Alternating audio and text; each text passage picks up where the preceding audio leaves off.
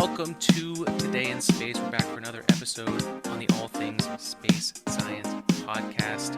I'm your host, Alex G. Orfanos from the East Coast, and today we have a very special opportunity where we get to talk to one of the folks behind Space Hero, which is this competition globally where you might actually have the chance to go to space. So we have one of the co-CEOs, Thomas Reemer. Welcome, Thomas. How are you? I'm very well, thank you, Alex. I'm happy to be here. Awesome. So let's get started. What I like to do whenever we have folks on the podcast is kind of break down your origin story. What you're doing today, especially now that it relates to space. Bring us through that. Let's spend 5 to 10 minutes and take us from your early childhood memories of what got you into what you're doing, and then how you met Deborah and started Space Hero. So I used to watch a lot of television when I was a kid. I don't know if you can relate to that. Yeah. Maybe you're too young, but television at the time was really the only source of outside entertainment in the Mm, absence of gaming and any other video right. source, right? So Bugs Bunny, all the stuff was really my on my cards, and it never left me somehow because I grew up in East Germany, right, which was Mm, behind the Iron Curtain. When the wall came down, I was 18, and I was very happy, never looking back, because we experienced the ultimate freedom, at least for a couple of years. yeah. And when you're 18 and young and you're interested in all sorts of stuff, then it was like the perfect timing, right? Mm, I went on to study history and politics because I was very interested in these things. But needless to say that I never worked in those fields because the entertainment industry really sucked me in, right? I managed a band successfully. I had a club in Berlin, a music club, hip hop, the Lucky Strike. It was insane 2 years oh, wow. What year in the was that? 90s, The 90s? 1996 to 1998. Yeah.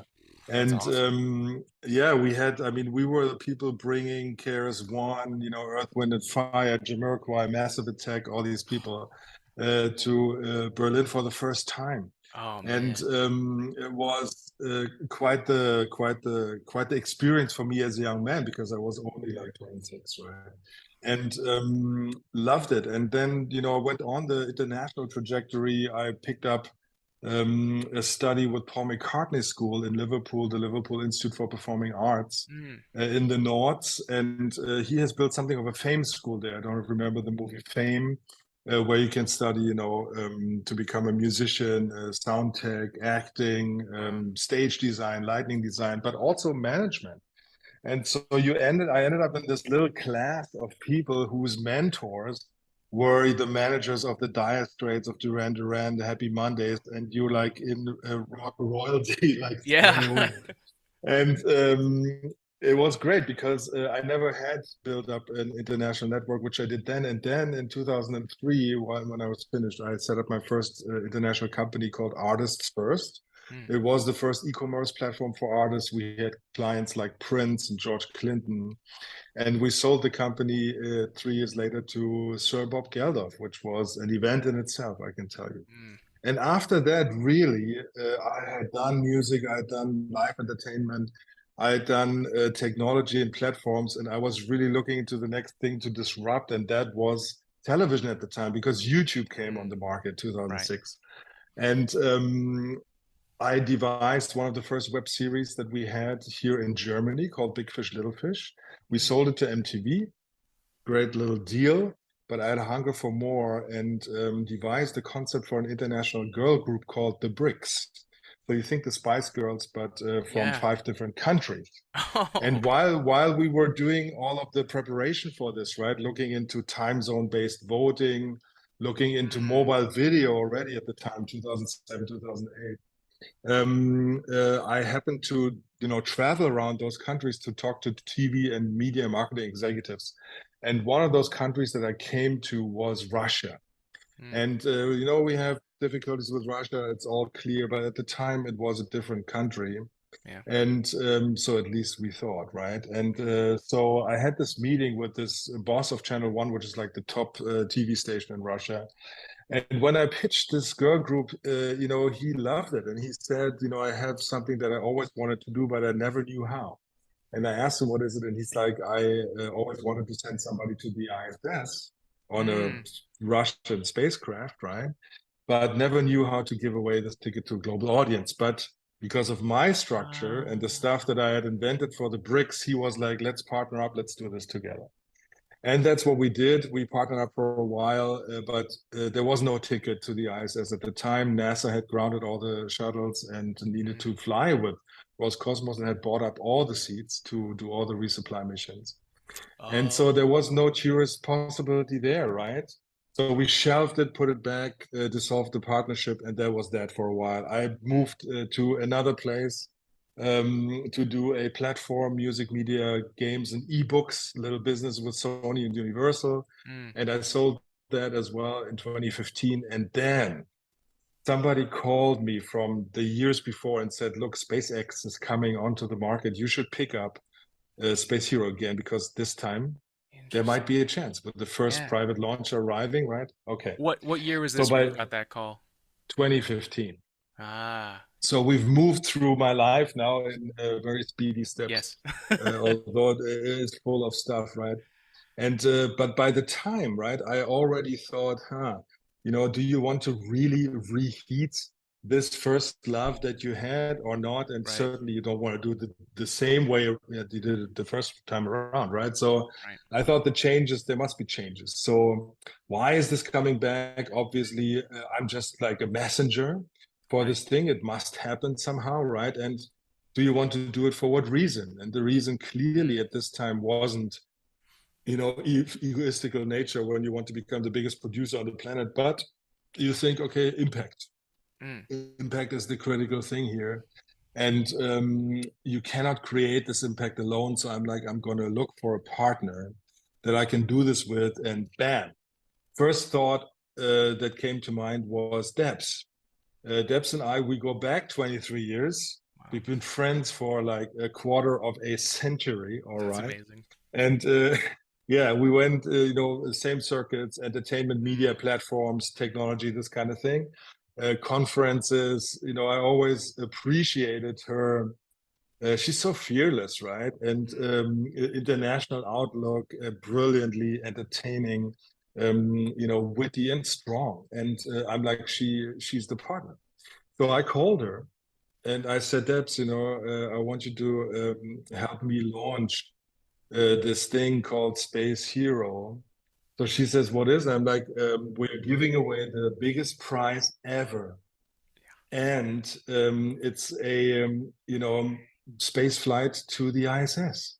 And she's like, fuck me. Sorry if I can say this. No, you're good.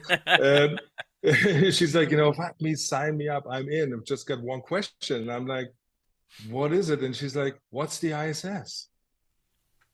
And so what happens, right, is that it pinpointed what, we were really up against, because we essentially had no clue about space and the space industry. We always approached it from coming from the media entertainment aspect, right? You understand that if something is really expensive, it creates big attention.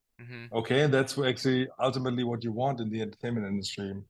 But Debs' question, really raised the big point is like, what do we do differently from the people that have tried this before? Because certainly it's not our idea. People 23 years ago tried to do Survivor in space. There were attempts from Virgin Galactic to do, shows in space and all this. It never really worked. Mars One, the big disaster where they also ripped off people, right? And those examples were always our anti-examples, right? We were like, we will never be like this. We will never overpromise, underdeliver. We will only come out when we have a mission, right?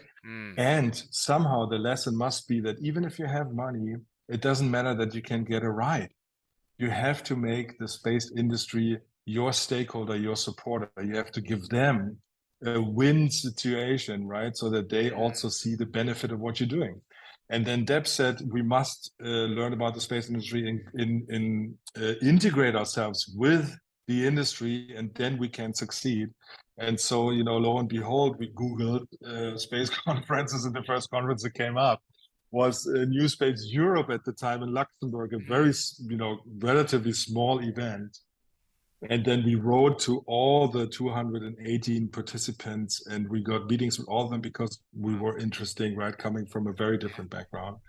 And believe it or not, we have excellent relationships with all 218 still. That's awesome. And, that's like 4 years ago, because the industry, as you know, Alex, is very small, and Yes. you always run into the same people. Yeah, that was our starting, and that was part of my Wow. life. Wow. Thank you for sharing that. Now a word from our sponsor. A long time ago in a galaxy far, far away, a disturbance in the Force, an intergalactic war rages on. Jedi scattered across the galaxy trying to survive the Groom Wars. For all those left, one phrase reminds them of hope. May the Force be with you, always.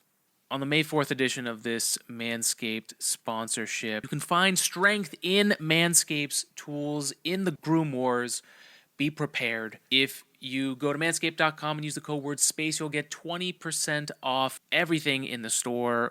Personally, I am an engineer, so I lean towards the tools. There is the Lawnmower 4.0, there's the Weed Whacker 2.0, and the Beard Hedger Pro Kit, which I highly recommend if you want to join us on the beard journey here on the podcast.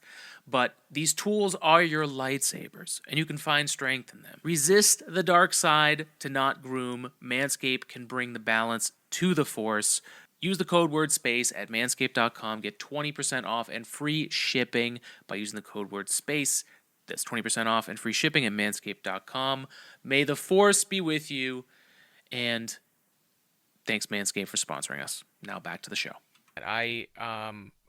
There's so much to break down because I've been following this for a while now. I went to school for this. We were talking a little bit about this before, but I mentioning that this is a small industry. It's so specialized, and it's really attracts the best of the best, but it doesn't have many options for folks who don't rise to the exact top. And this show is like completely in that vein that you're trying to give global access to everyone to be able to compete in this. So, and there's so many that have failed. Like we talked about Mars One and these other ones. I mean, I remember back in the day defending Mars One merely because we didn't have anything else at the Yeah, time. The yeah. shuttle was retired. SpaceX was a hopeful dream for people following it online, but for the industry, they did not want it, or didn't think it was possible. And now that it's here today, it like how much of SpaceX succeeding has brought you the ability. I mean, I think you already said it, but like that changed Yeah. all of this Oh, being oh, possible.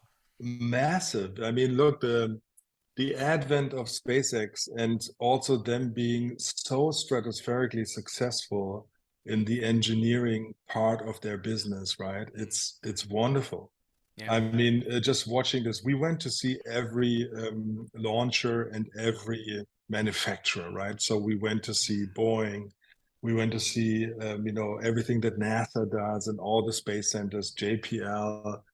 We saw, like I think 30 or 40 satellite manufacturers all over the world. We've been to many launches, right, and many, many launch pads. But the moment we stepped foot into Hawthorne, the SpaceX facility, it was so different, right? Mm. Those places. Usually they're like laboratories. Yeah. People wear hairnets and all this, right? You get into Mm. Hawthorne, it's like a welding shop. Yeah. And it feels so strong, right? Because you feel the physics there. You can smell And it. Yeah. we were Yeah. immediately intrigued. We were like, oh my God, this is the thing. Wow. And then obviously, right? I mean, look, we are around 50, right? That's around 50. Mm. And we were the oldest people in the room. Yeah. And that was interesting too, That's because, different as it's well. driven by the energy of curious youth. And that's exactly how the world should move forward, right? Yeah. And we love the place. We've been there many times now. And SpaceX is a wonderful team, right? And the achievements, they come from, exactly ignoring what everybody else is saying, because, first they laugh at you, then they fight you, then you win, right? It's like always Yeah. these three stages. And I Yes. guess when Elon started talking about, reusable rockets and stages landing back on Earth, people were like, "What the fuck is he talking about?" But I then, was in school having debates with chemical engineering professors about the fact that it wasn't possible. And right, it was one of the it was a mind fuck, honestly. Being a student, learning this stuff, seeing people succeed, and then seeing the people that are from the industry saying you're a crazy kid, like that. Those are the people that are working at SpaceX. That's see. why it's so driven. Is all those people that were told no, it can't happen, have a chip on their shoulder, and they're like, we're gonna make it happen. And in a way, that's our story because when Mm, you tell people about Space Hero, it's always like, "What are you doing? What?" And then, you get the really stupid question. It's like, "Are people even flying to space today?" And you're like, yes. "Yes." And then, isn't it dangerous? Isn't everybody going on? And you're like, "No." And, is it all these things are coming up, right? And then when they get it, it's like, "Okay, so why hasn't this been done before?" And you're like, "Okay, oh God." But then, luckily enough, we have a big, big, big, massive group of people on this planet that get that. Bam. Just like that, right? You say one sentence, you say, this is a global competition series where you can win to fly to space. And Yeah. people are like, oh my God, sign me up. You don't even need to Yeah, yeah. say more, right? Well, and that's what Mars One did. I think that was the more beautiful thing, that it tested the hypothesis to everyone of would you be the first people to go to Mars? And there's so many people who would love to be like the pilgrims that came over here to the US, or any place where they were the first people. That's If history. look, yeah, and people, if people make the voluntary decision to take part in things that have never happened, we've seen it today. I Mm. mean, we have the Dear Moon mission, right? Yep. Which we know Starship, is needs to be certified first before they can even attempt to do that flight. Right. It's kind of some time away, but eventually it will happen. But it's not today. People still apply, right? Yeah. And so for Space Hero, that means that the applications for something that is very real and that has a Mm. mission date will be through the roof. Everybody that would want to be flying to space will apply. We reckon it's going to be between 1 to 2 million people, but some people say it will be 5 to 10 million. Right? You don't know, and that's No. the Yeah. beauty of this thing. Is we will be the first ones doing that. So let's learn everything Yeah. about it. Well, and you guys have such an interesting perspective because engineers and scientists are not great at media. And NASA being a public government entity makes it more difficult to really push a great media narrative. So, what you guys are able to do, and what I'm really excited to see what you're doing, is you guys are partnered up with some of the biggest mainstream places where you can get this message out there. And I think that's one of the more challenging things for space events. So, do you mind telling us a little bit more about that and kind of the strategy of like how much are you involving the engineers in the production? Are you guys gonna have segments where we're talking to the people making this? I think the Yeah, Inspiration 4 documentary did a good yeah, job of mixing that in. Please. totally right. I mean, um, I can only address it right to the space industry. This is your showcase Mm, because you have the chance to say something to a much wider audience than usually. And it's not an echo chamber. Space Hero will be taken in by hundreds of millions of people because of the audacity of it, right? mm, And what you highlight and why people are tuning in. Look, we know why the space people are tuning in, right? Because it's space. But why is everybody else tuning in that has nothing to do with that, right? right. People that don't care about sustainability, people that have a lot of other challenges every day to solve, right? They just Yeah. want entertainment. The reason why they tune in is because they can decide who flies to space next. It is Mm, influence, right? And you want to support a candidate that you feel you can relate to, and that is also worth supporting. I mean, let's mm, face it, the first space hero is going to be one of the most world famous people on this planet. mm, And that is a big task, right, to carry for the rest of your life. Forget mm, about being able to go to the supermarket again or do something selfish. If you just want to have a job and earn money, that's not going to be for you because people will look at you and say, hey, we have sent you to space to give us an mm, honest report of what this experience actually is and means to us, right? And you have to tell that story over and over again, basically until you die. You need to understand that, right? And when mm. you have understood that, then you're the best ambassador to win this because people will agree that you carry this best. Hmm. And the media collaborations and partnerships that we have, this will be mass media. This Mm. is mass entertainment. This is pop culture. Mm. But you know what? Space is culture. Space has Yeah. always been culture, even if Yeah. it's, not occupied by tech and science. Then you have space in the gods. You have space in, Mm. what is the philosophical context of our being. You have space in pop culture everywhere, right? The references are vast. I mean, space movies are, the biggest genre in movie theaters. People don't even understand it, but that's the case, right? Yeah. Yeah. And so it is ingrained in us. It helps us understand who we are, and if we can Mm. really turn this into reality, bam, people will Yeah. tune in and watch this. Absolutely. I am really excited to see where this goes. Like, so tell the folks about the like how are they going to get involved and participate and watch? Like how does that work? You will not escape it, right? Because when you want to, I love it. it's like that, I right? love it. People, you see how it works these days, right? These days, it's like less about appointment viewing rather than sharing clips of things that are happening, right? And Mm. that's exactly how we are structuring this too.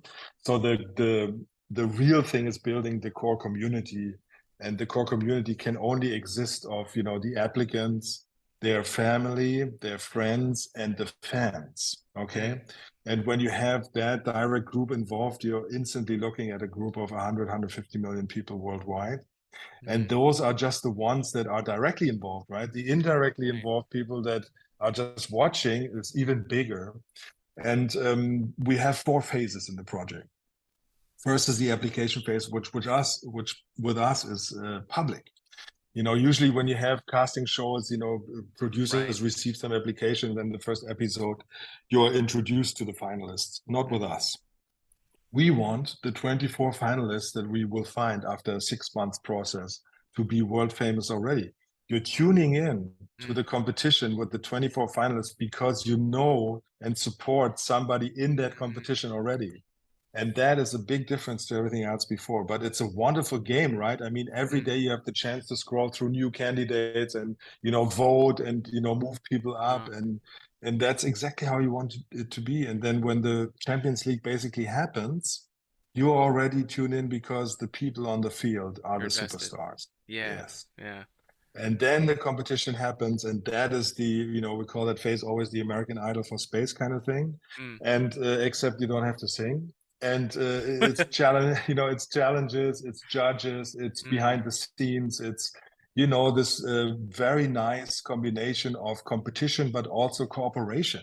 Because space is an Ah, interesting thing, right? It's not yes. just being physically fit. You also have to have knowledge. Yep. You have to be able to work with people. You have to be able to withstand psychological stress, right? All Right. these things. And that's an The interesting, makes for ISS. interesting, the Yeah. ISS, Yeah. makes for interesting television to watch. Plus, additionally, why have you applied? In the West, we have a lot of stuff.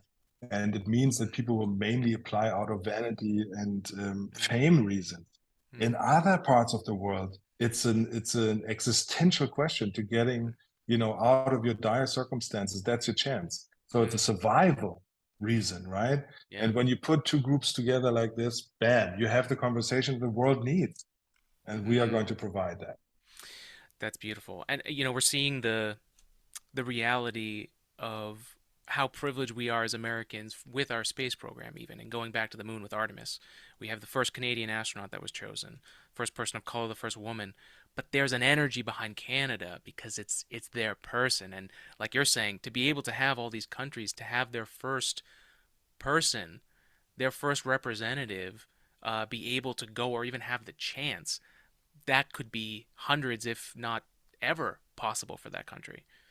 Just a little stat on that. You have Yeah. between Mexico, Brazil, Indonesia, Nigeria, India, right? Mm. Just a few astronauts. India's one and only person flying to space was in 1985. Wow. So it's 2 generations away. Between those countries, you're already talking about 2 billion people, Yeah. right? And Right. that's exactly the excitement that you want to create. Look, we always say it. We think one of the space heroes will become the president of their country at one point. People laugh. But then you Wow. tell them, Yeah. who before Ronald Reagan would have thought that an actor could become president? Hmm. And people stop laughing, right? Yeah, it's true. It's true. And I mean, people are looking for a hero more than I think we've had in the last 20 years globally. Um, there's a big lack of them, even just leadership in general. So, Yeah, um, it's interesting. I think one of the concepts of the show or the thesis of the show is that, you know, we don't ever want to be the smartest person in the room. Like that's not, I'm an engineer, but I'm not coming to tell you that, oh, that's obvious or yeah, you should know that. It's let's catch you where you are and help you go a little bit further than you already are. With the aerospace industry, there's an unfortunate, and just engineering as a field, there is a feeling of I need to be either the smartest person in the room or I won't even get involved because I don't want that energy. Um, and I think what you guys can bring from the media perspective side of things to tell a story is an ability that the industry, not that there aren't people in aerospace that can talk like that or tell a story, but it's not their skill set. yeah. It's not translating. Yeah. We went to like I think 5 or 6 conferences, and we're always amazed, right? How Mm, small and echo chambery it is because the achievements of the space industry, especially the engineering achievements, they're everywhere. That we're talking on video like this is a space exploration achievement, mm, right? And so we need to bring this home to more people. Also, we always say that space is the most inhumane environment that you can develop things for, right? No oxygen, no water, a mm. lot of solar radiation, and you cannot dispose of waste easily. Yeah. Which means if you apply this to our planet, all the technologies, right, it can Mm, only be sustainable without even talking about it. And that's also what we want to hone in on the shows mm. without talking about it is you apply technology that has been developed for space on Earth. Yeah. And if you then make this sexy and cool, right, people will just fly onto this without the word climate change even being muttered, Yeah. right? That's the point. Right. Right. It You needs don't to even be have cool to. Yeah. stuff. Yeah. It Yeah. needs to be cool stuff, and then people will absolutely switch to that. Is this more of a branding problem for space than anything else? Yeah, it is. And we will hopefully promote the rebranding of space Mm, into a, bigger, wider mainstream audience so that it becomes more accepted. You can't rely on government money forever. yeah. Yeah. You have a unique experience to have that perspective. Yeah. What about the introduction of like the intermediary of SpaceX? How has that changed the dynamic with working like with NASA and folks like that? A lot because obviously they are pushing the boundaries, from SpaceX's side Mm, massively. And but I like the way they push these things because they're confident and they're mm, confident with portfolio because they have yes. demonstrated what is possible, right? And Mm, it's basically, I mean, they're so fast in what they do compared to the rest of the industry. It's quite remarkable. mm, And we really want to support SpaceX in the way that we are generating, becoming a reoccurring revenue customer for them.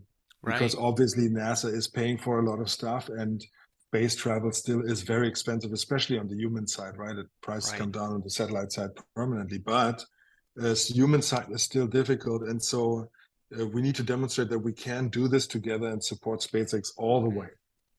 All right, folks, we take another break on the podcast to talk about our new sponsor, Caldera Lab.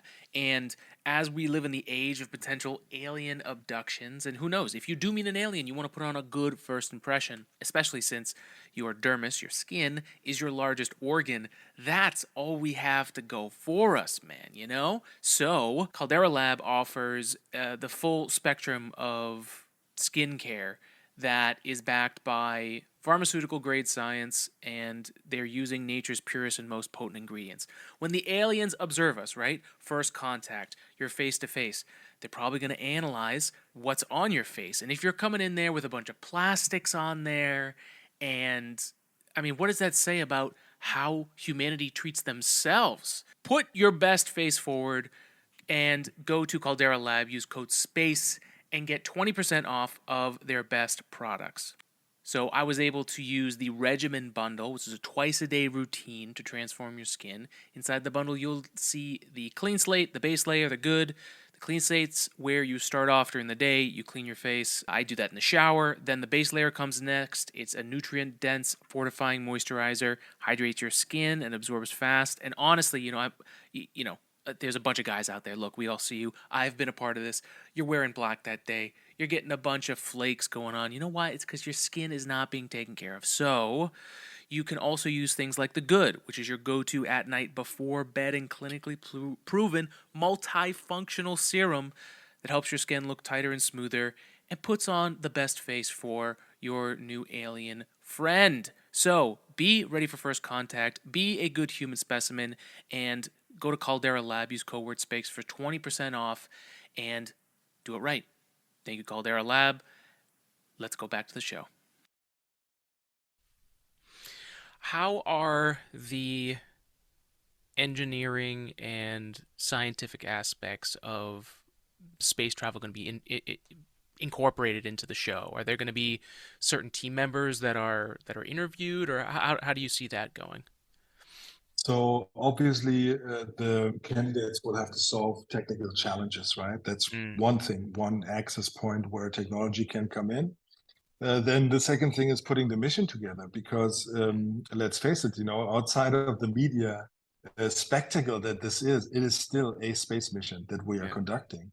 And that means we have to treat it with the seriousness that it deserves, because those missions are still rare. And every mission has to count towards the progress of humanity being able to fly to space regularly and easily, right? And so this is the task that we have. So we are putting together, the data set that we can provide. We are putting together the experiments that we can do in the small window that we have. We're putting together the first live stream from space, right? And while this might not be a scientific event, it is important to communicate directly from space while flying or while orbiting what's happening, right? This will be groundbreaking for many people, and we will make sure that universities, schools, can tune in to really pass this experience on firsthand to the people that are creating the future. Yeah, and I don't know. I mean, again, talking about an infrastructure thing, and you guys have seen the sea change, but there's still so much that needs to be done from an infrastructure perspective, like communicating in space. There's a lot of that, but to do it reliably and no loss and live streamed is a challenge. And it's cool that you're bringing this much attention, because then it deserves the investment into the abilities to be able to do that. Because as soon as, well, I'm sure you guys will get it down, but if you guys start to live stream and the connection cuts out, there's going to be a lot of people who are going to be saying, we got to fix this. Yeah. And that's exactly it, right? And we are totally aware of that, because we already know the 24 hours schedule of dropping out and on, and where it's going to occur, because we're already working on it actively, right? In the beginning, we will bridge those seconds of outing with virtual programming. So what you will see is a combination of a virtually scanned room, 3D scanned room, and then you replicate the environment in a photoreal sense, right? So that as the audience, you probably might not even realize that there was an outing, because the tracking data still gets transported, right? Even through the outages. And that's how you can solve it for now. For now, that's very cool. That's very cool. How, so with your music background, how do you feel about the selection of choosing an intro song, or like developing that kind of production, like your coordinating the feel of the whole thing? Like how much thought have you put into that so far? A lot of thought, because because music is at the heart of what we do, right? And I mean, we've seen the music industry in all shapes and forms, right? Because in the 90s, it was at its peak, And then it went down with the digital interference of Napster. And when you look at blockchain, for example, today, if that technology would have existed 25 years ago when Napster arrived, the whole course of the music industry would have taken a different path, Yeah. right? And Wow. but it wasn't. So they had this dramatic slump Mm. only to reinvent itself, right? To be more artist focused, and now you have a very good and healthy environment. But it's the emotional, aspect and attachment that you want from the music, Mm. because we look at music from an impact point of view, right? If we do a global show, there is the chance to introduce the globe to global entertainment.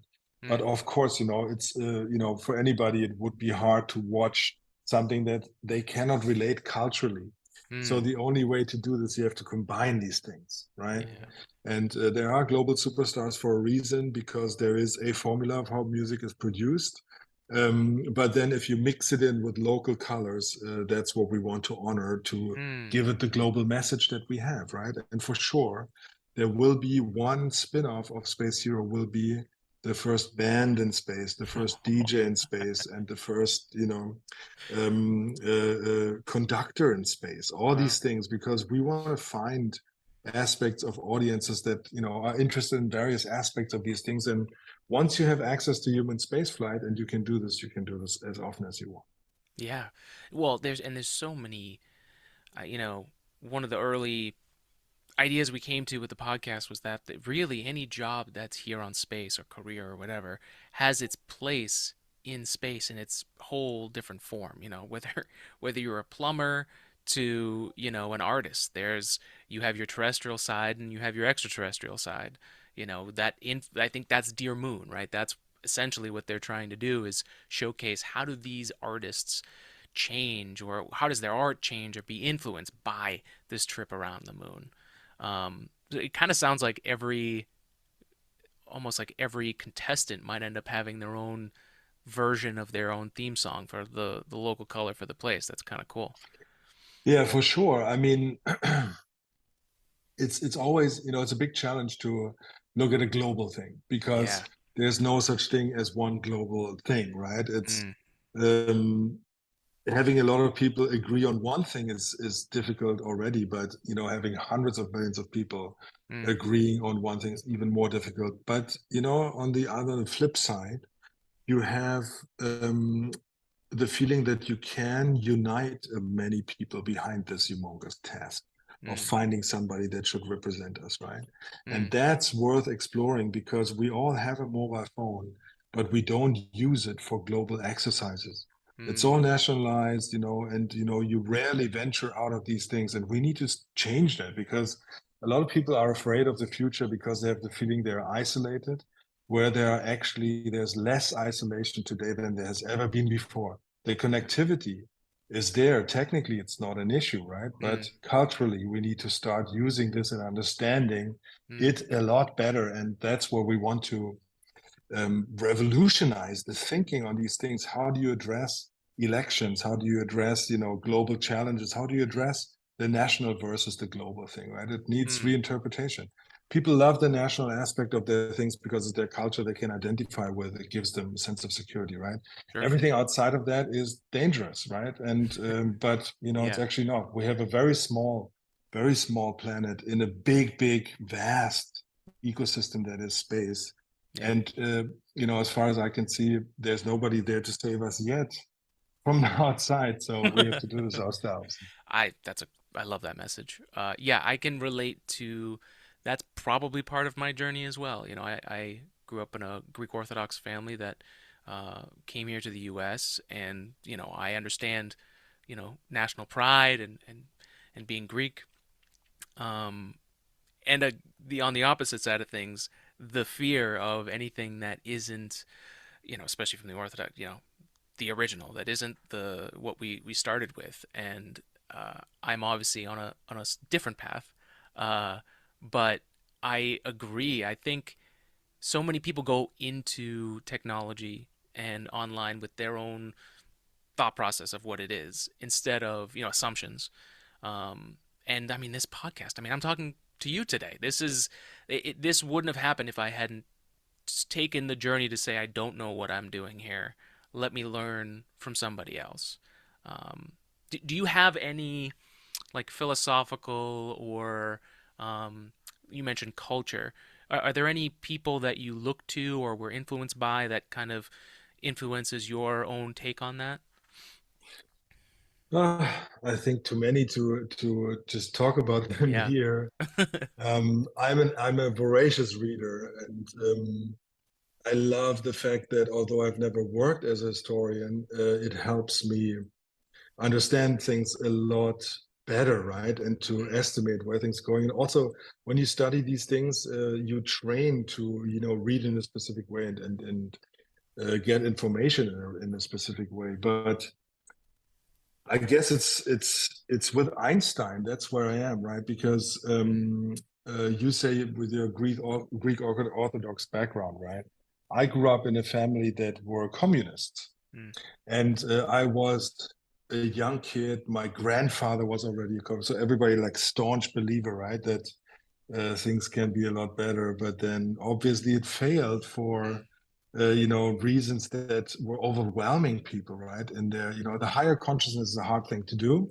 It mm, requires a lot of discipline, and if you don't get the equivalent back in your real mm, lifetime, then it's hard to maintain. Okay, it's not a good trade-off, and especially in the communist or socialist countries behind the Iron Curtain, mm, they didn't give back.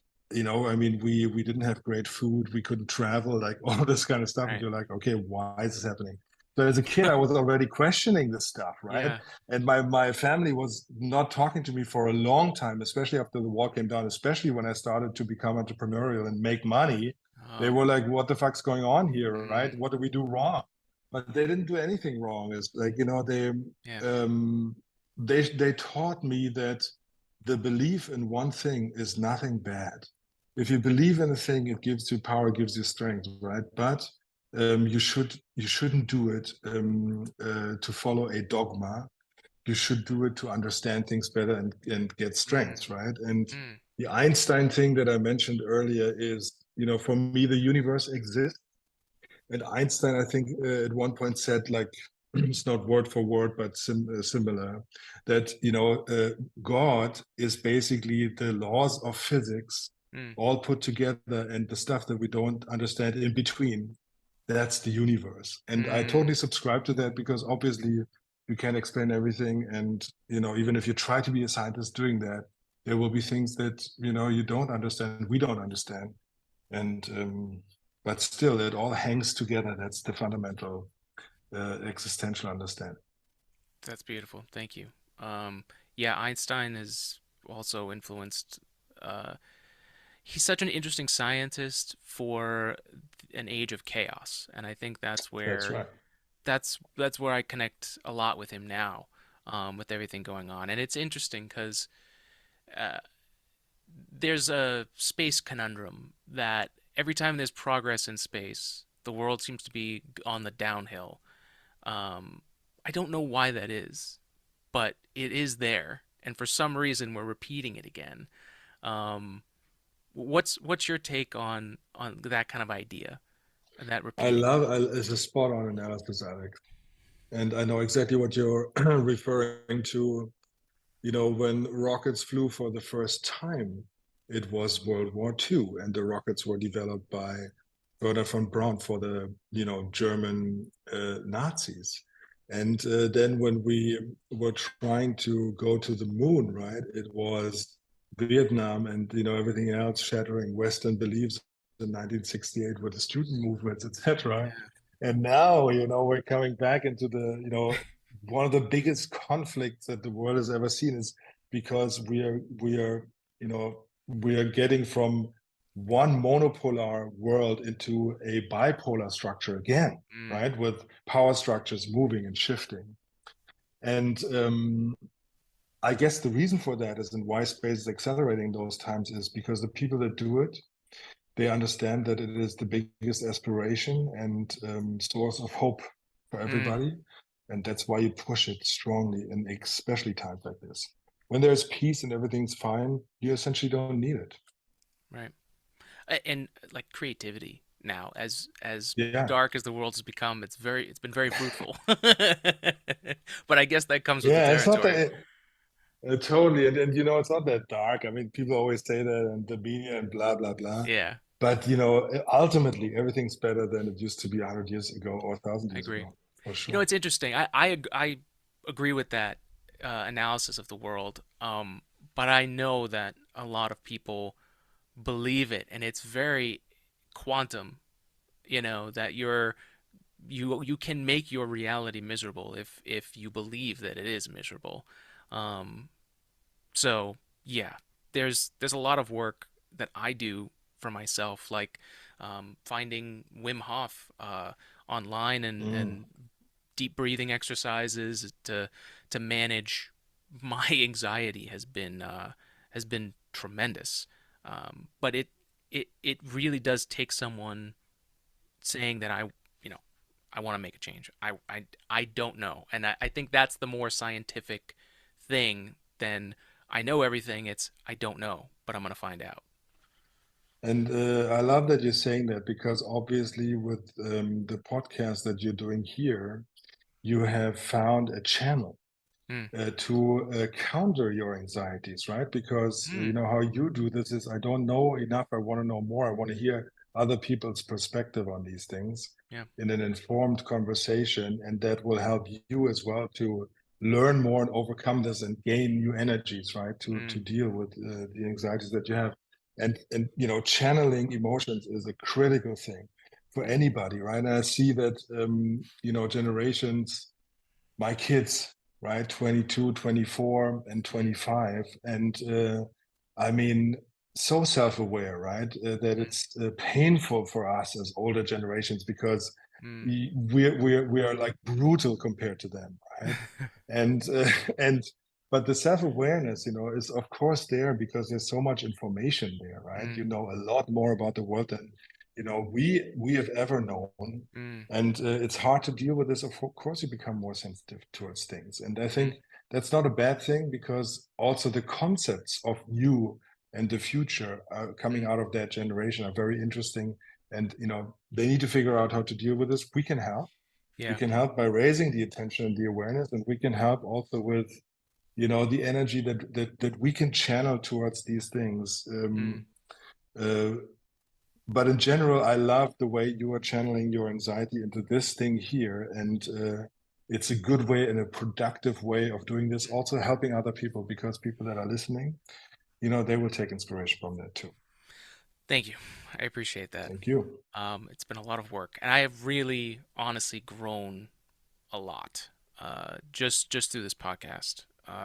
And for me, it was the decision to do that was driving an hour and a half there, an hour and a half back to work at the only engineering place that I was able to get to, and listening to podcasts like Joe Rogan and others, the people doing it at the beginning, because I had all that time. Music was just on a loop, and I was like, I need something else. And I remember he was always saying, if you think you can do it, do it. And I was one of those people that There you took that are. advice. So, whatever you think about Joe, but he definitely, Oh no, yeah. yeah, he's definitely a huge inspiration. And then like Neil deGrasse Tyson putting his foot into the water, so we had I mean, no one can replace Carl Sagan, but to have our own version of a science communicator, was so, beneficial. And it's funny because now that I don't want to copy accidentally anything that anyone else is doing in this arena, I don't listen to any other science communicators. Um, because I'm just so worried, just like a stand-up comedian. I don't want to like use a joke and think it's mine, and then I ended up stealing it because I heard it from somebody. So, yeah, it's a creatively. I mean, it's a beautiful thing. I used to be a jazz musician, trumpet player, Ah, um, I'm a playing big drummer, so band. yeah, there you Yeah, big go. band pieces like Duke Ellington, and um, then also in Wonderful marching music. bands. So yeah, Yeah. yeah. For music for me is performing was the thing that I was missing, and so this is that. It's very cool. It will probably look, I mean, I can't wait for us to meet personally and Same. talk about these things and also party in a way that we all deserve it, right? Mm, Because the space hero journey is not only a show, right, that is going to be sterile. No, it's going to happen mm, in people's lives, right? There will be events surrounding these things where people can go to, or they can celebrate in a club with us together, like from the launch yeah. until the very first contact will be established from the live stream, right? There will be some time. And what do? We are going to party, and then the I screens love come it. on, and you have the live connection. You say, "Hello, world." I mean, that's what you want to do, and celebration is Yes. important. It's powerful, right? And Yeah. we don't do it often enough because you're weighed No. down by all the news and everything. Forget all this stuff, right? It's you are already creating something wonderful here and something consciously better. We are doing the same, and so are many, many other people on this planet with their lives, right? And that's what we Yeah. want to highlight. Absolutely. I mean, we're human beings. I think that's the trap and especially the aerospace industry gets into. It's definitely technology. Uh, we're humans. Like we're not robots, and I think uh, we can take the data a little too seriously sometimes. Maybe most of the time. But yeah, I find myself, and I know a lot of my friends that I speak to, you know, the weather's getting warmer. I hope it gets warmer where you are soon. Uh, but like the weather's getting warmer, people are getting excited. I'm seeing people go outside and walk or run at lunch. Like I know a few years ago, I think 2021, when first people started saying, I got to get back out, it felt you could just feel the human energy like building. And this year, I feel that more than I felt in a while. So, an event for us to have fun and be humans, I think is awesome. I can't wait for that. Let's make it happen. Bam. Awesome. Absolutely. Thomas, thank you. We're coming up here at the end of our conversation. Thank you so much for taking the time to share your story and tell us about Space Hero. Um, last words. Anything people should take away? Any last thoughts on Space Hero? Hit them with it. Yeah. It's a long journey, right? And you can't just build this and make it quick. So, for everybody that thinks that we have been doing this for a long time, think again, because every movie that comes out there is in the making for at least 5 to 10 years, Hmm. and nobody talks about that. What you will see when it pops up on your mobile screen is the end of those 5 to 10 years, and we are in the middle of it. Hmm. So I'm looking forward to popping up on your screens with Space Hero. That's the next step. Awesome. Thank you again for coming on. Thank you, Alex. Folks, thank you for joining Today in Space. Another great episode. Be well, spread love, spread science, and we'll talk to you next time. See ya. Thank you, Alex. Bye.